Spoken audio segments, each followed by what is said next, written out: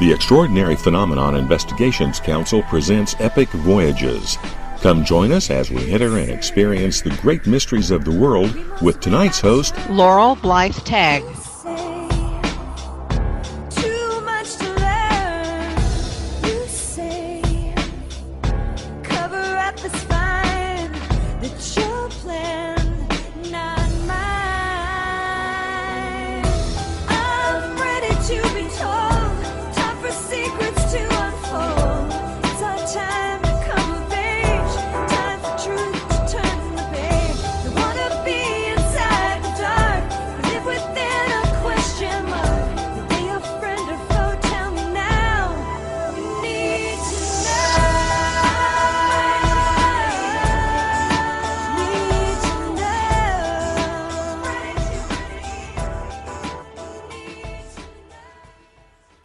Welcome, everybody, to Epic Voyages.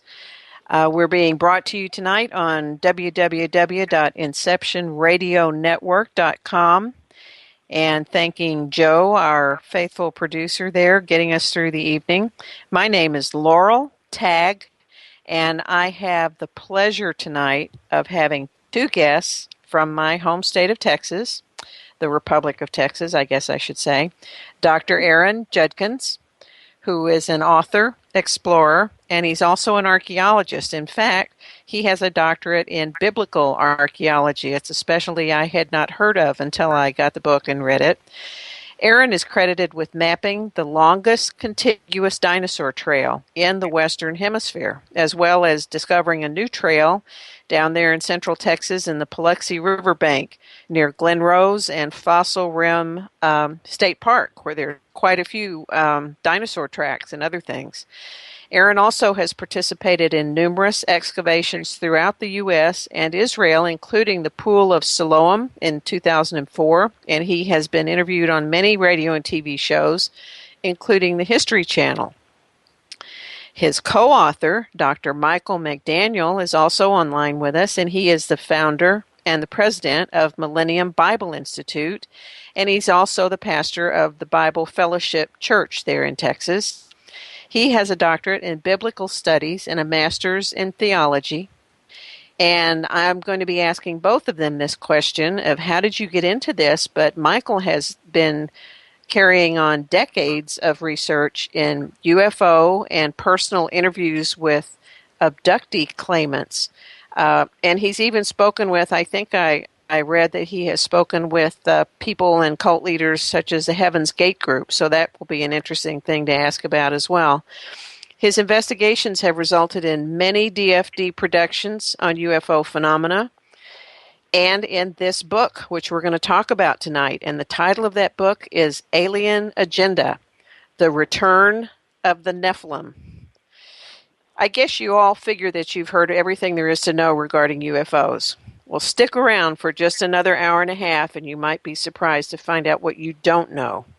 For example, what's the connection between ET, angels, and Nephilim?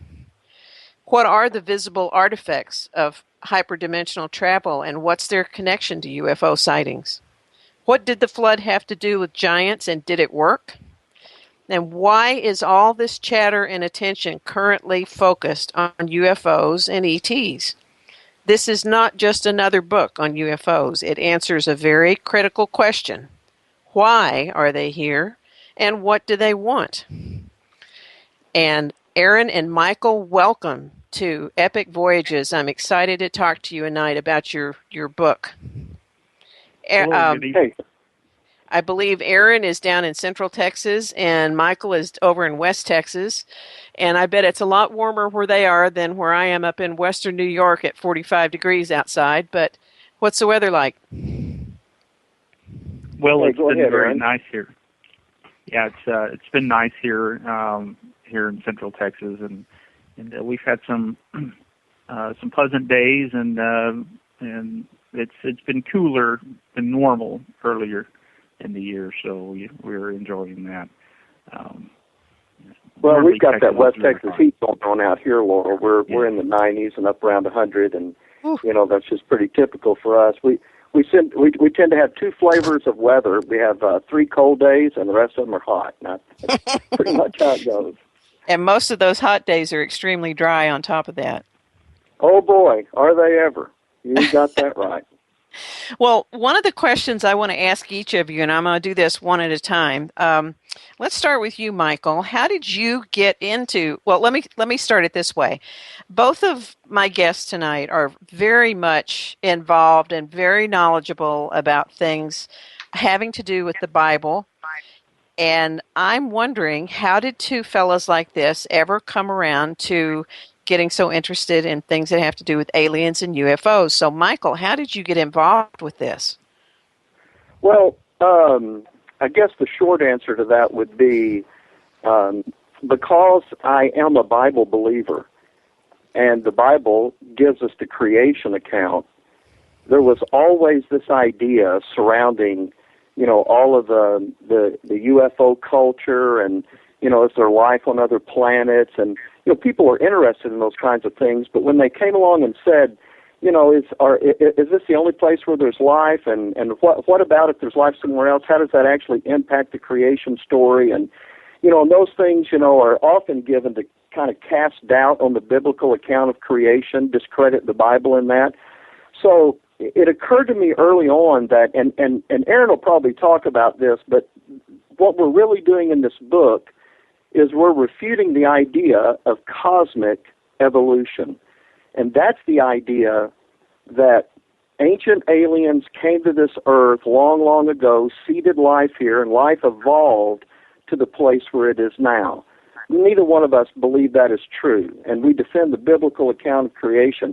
And that's connected directly to the UFO phenomenon. And it's so widespread. 2010 survey showed that 12% of Americans claim that they've seen something that they thought was a UFO. Now, we know that a lot of those can be explained in other ways, but some of those are pretty well documented by people who actually are in some type of profession that allows them to know things that they're looking at. And so to kind of defend the Bible in that creation area and to answer questions about those kinds of issues, mainly because, and I'll sum this up because I know Aaron wants to answer this question, mainly because so many people would readily gravitate to, if a UFO were to land publicly and a being were to step out, folks would immediately embrace that as someone of such high intelligence that, they would just run to embrace that. And we realize that that's the deceptive nature of the UFO phenomenon. And so for all those reasons of how they impacted my own theology, that's what thrust me into it. That's such an interesting answer, Michael, and I don't know that either one of you had time before we got online tonight to listen to the Inception Radio Network show in front of you, which was Jerry Pippin, who was on from up here in Eastern Daylight Time. It was from 7 to 9 o'clock. But the entire first hour of his program, he had a guest on from Canada who was talking about the cover-up of UFOs, and he was saying some things that it was very interesting. If you get a chance, I'd like you to think about going to InceptionRadioNetwork.com and pulling up the archive for Jerry Pippin's show tonight sometime later on this week, because his focus was all about lies, deception and lies and cover-ups, and why would there be such an incredible trail of lies surrounding this entire issue of UFOs and ETs and abductions and so on and so forth. And I kept thinking, wow, I wish the guys were online to hear this one tonight. But see if you check that out and let me know what you thought about it from your point of view. And Aaron, I think, about 15 or 20 years ago, you actually had your own experience that started you out with this? Well, initially, when I was 17 years old, I was out with 3 of my buddies, my high school buddies, and we were out late one summer night, and we were just hanging out, and we were actually getting ready to go home, and it was nearing midnight, and I was with a friend. We were getting ready to go down this little trail down to our truck, and our other friends had started down, and And we looked up and we saw this red ball of light just floating along in the sky, kind of low on the horizon. And I didn't really think much of it. I was more interested in getting down to the truck so I could go home. And my friend, his name was Mark, and he saw this light, and he said, "What is that?" And he kind of hit me on the shoulder. I said, "I don't know. Let's go home." You know, I wasn't too interested in it. He said, "There's something weird." And I said, "Well, what are you talking about?" And he said, and you have to understand, Mark was an aspiring Air Force Academy cadet. He wanted to be a jet fighter pilot. So eyes on the skies at all time, right? He was really interested in an aircraft, and he said, he's really getting my attention on this, and so I turned around, I looked at it again. He said, "It doesn't have any lights." I said, "Well, there's a big red light right there." And he said, "No, it doesn't have any blinking lights." And I thought, well, okay. I knew at least that much, that aircraft had blinking lights, and this was a solid ball of red light, and our curiosity really began to, get the better of us, and so we just called up our other friend. We said, "Hey, come on up and take a look at this," because we wanted to stay up there and watch it just a little bit longer and get their opinion. So, this kind of, gravitated our attention to this thing. So we walked behind the road and over to the fence, and we got to watching it, and this red ball of light began an aerial display of acrobatics that defied the laws of our known universe. And when I say that, I mean it was doing 90-degree right turns very, very fast. It's like if you took some kind of a light and you just waved it in the air real fast, and you see these little trails of light and then it just stopped. That's the way it did. Very brief. And but it did all kinds of complex maneuvers, and I knew this wasn't something I had never seen before. And, I always say that, there's not very many things that can silence four teenage boys. And we were at a just complete silence. No one said anything. We were just dumbfounded by this, and we, I write about it in the book, the Shamrock, Texas sighting, and I don't know what that was. It was certainly unidentified, and it was certainly flying, but then it simply just disappeared from sight. And to that day, I have always wondered what that was, but I never really had a big interest in UFOs or anything. I just went on with my normal life and never really had any kind of encounter other than that initial one. And for me, it was just a mute issue. I didn't understand what I saw, and I just went through the rest of my life with a question mark. And when I really began to get into the area of archaeology, that led me on a journey of creation versus evolution, which had to better model the framework for describing life's origins, because after all, archaeology is about digging up the past and searching for our origins and those things that had happened in the past, the record of the past. And according to the theory of evolution, we have gone from basically Pond Scum to Einstein in a nutshell. But in the archaeological record, there's no evidence for it. Matter of fact, the evidence, empirical evidence, says otherwise, that there was complexity, there was advanced civilizations and technology in the past. So with the creation evolution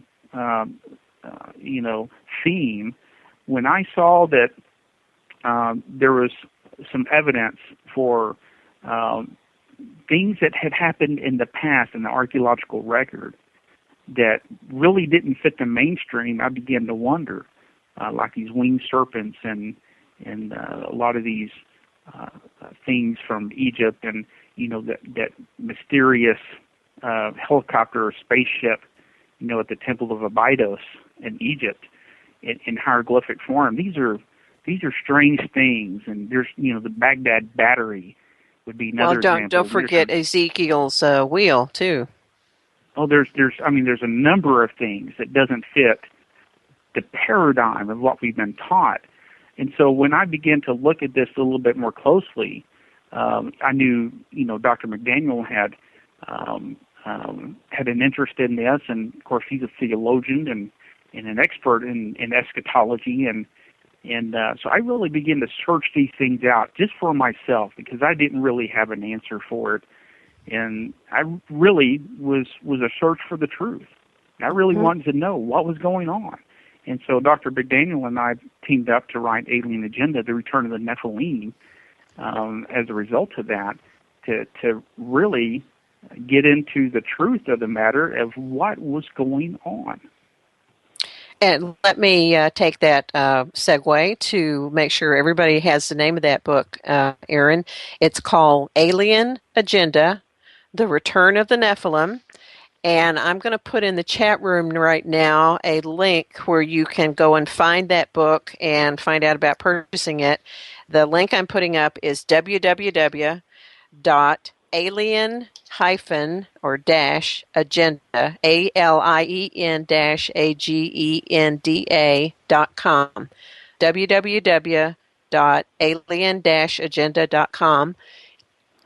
And you can find out all the particulars about purchasing that book and having it shipped to you.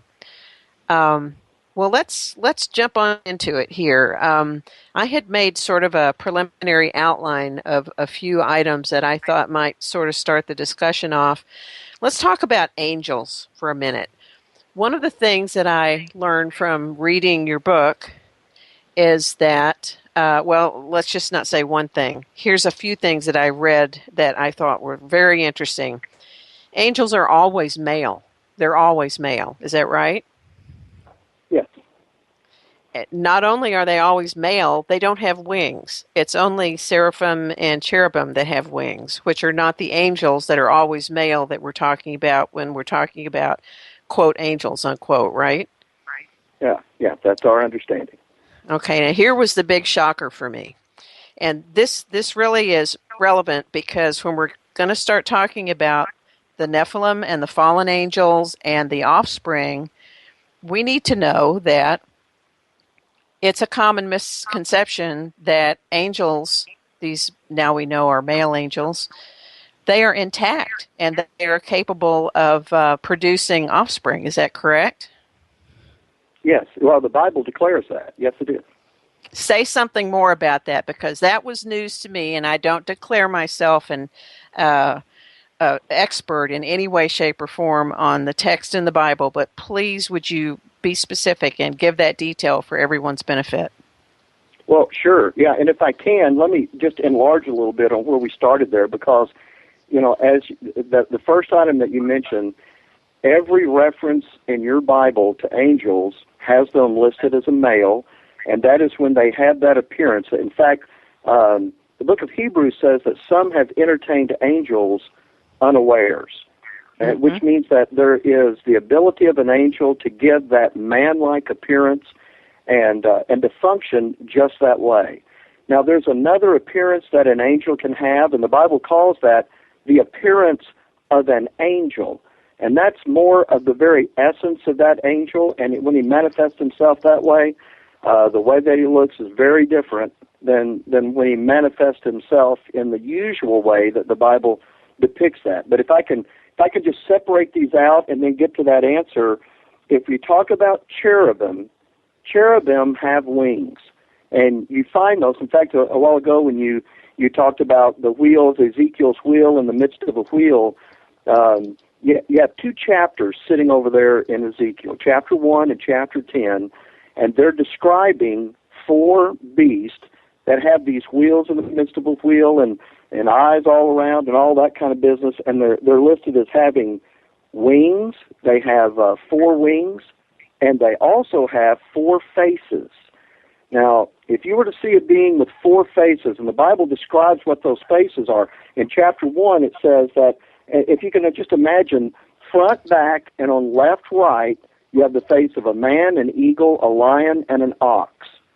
In chapter 10, when it repeats that description, it changes one of those 4 features, and it says that those beasts had the faces of a man, an eagle, a lion, and a cherub, which tells us that since it replaced the ox with the cherub, that the essential essence of a cherub is an ox. And since Lucifer, according to Ezekiel, was that anointed cherub that used to cover the throne of God, that fifth cherub, when he falls, then a whole lot of things get explained in the Scripture, such as why when Moses is up on Mount Sinai getting those commandments, they make a golden calf, because the one that's behind all of that, that's the very essence. There's something else different about cherubs, and that's their feet. When that description is given of cherubs over in Ezekiel 1, it says they have calves' feet. And that's why all those cartoon depictions of the devil you see are with horns and a long tail and with it looks like cow hooves. And that's really where that depiction comes from. But when you talk about seraphim, now you're talking about beings that have 6 wings. And they're located in a different position relevant to the throne of God, and we can talk about that later if you want to. But what I really want to get to now is now that designation that we call angels. And those angels, and I know you're interested in the Genesis 6 reference, which is their ability to cohabit with the daughters of men. And when the Bible talks about that, it says that when that happened in Genesis 6, that there were giants born unto them. Now, the real debate over there about sons of God and daughters of men is whether or not that's a description of a godly line and an ungodly line, and them intermarrying and that kind of business. But, we're pretty sure that if a godly person marries an ungodly person, they don't produce a giant with 6 fingers on each hand and 6 toes on each foot. And also those giants are compared with when the children of Israel, remember, they scout out the land, they come back and they say, well, there's giants in the land, we're like grasshoppers in their sight. So they're talking about a physical giant. And those and we're talking offspring. about the offspring of the angels now with the daughters of men.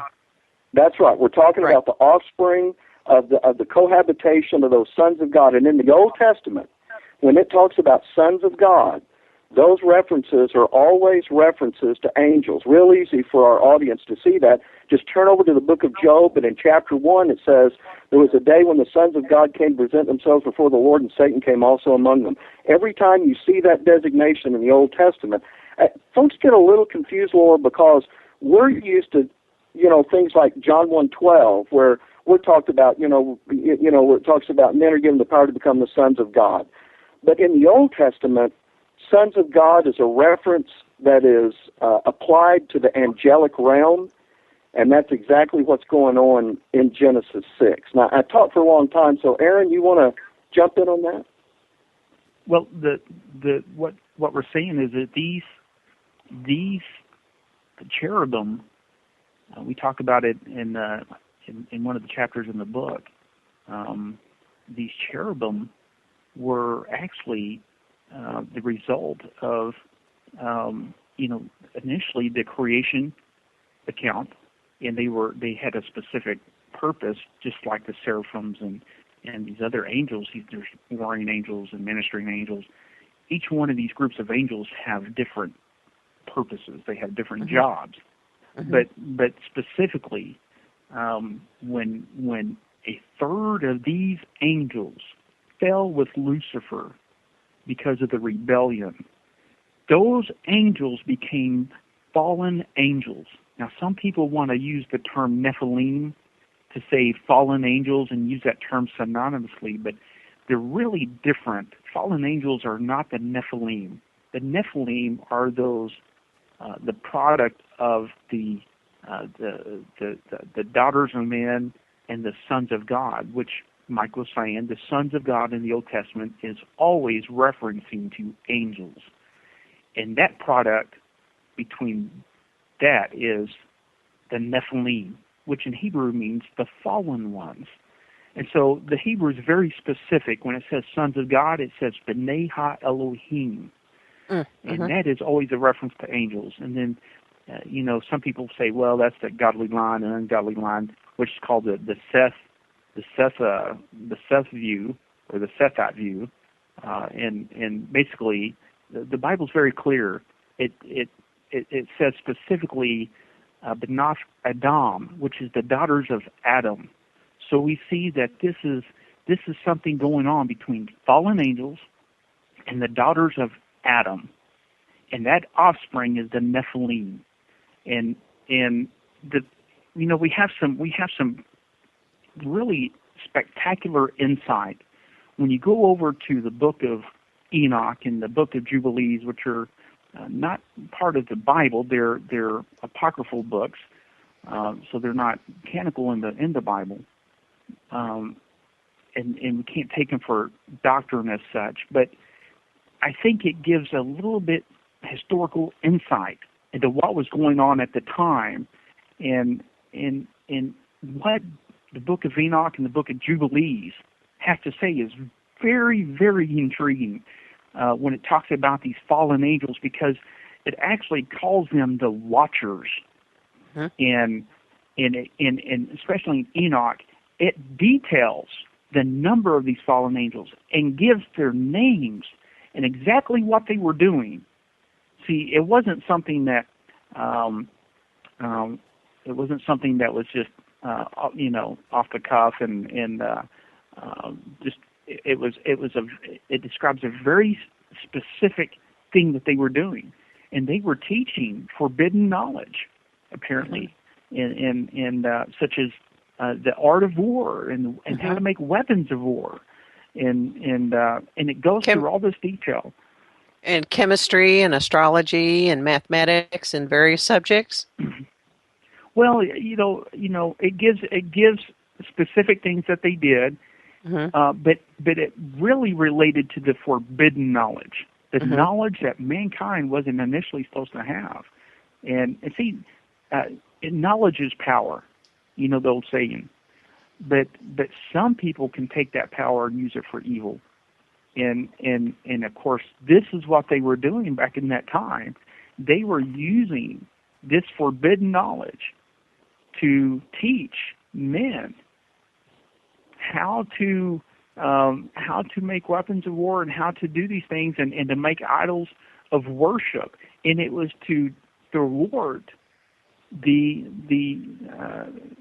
plan that God had initially had with Adam and Eve. And so we see that this is an attempt by that fallen angel, the cherub, which was called Lucifer. This is an attempt to thwart mankind off the plane of redemption. And so this is all going back to Genesis chapter 6. And there's a very specific plan of why that was going on. See, this isn't about just some fallen angels and okay, what's the big deal? It's not. It's something very much more sinister going on, because there was wickedness abounding. So you get the creation in Genesis 1, but by Genesis 6, everything's wicked. I mean, you're just 5 chapters into it, and the world's already wicked. What's going on? It's because these fallen angels have come down, and of course with Lucifer and the serpent in the garden, who tempted Eve initially. And he did it very subtly. It wasn't through a coercive plan. It was basically through a question. And he posed a question. And he said, "Did God say?" And basically simply planted a seed of doubt within not only her mind, but Adam's mind as well, and got them to disobey. And so we see that they physically died and they spiritually died. There's two deaths there that had occurred. But because of this initial sin that was brought into the earth, this whole thing has now changed. And when I say that this is a very specific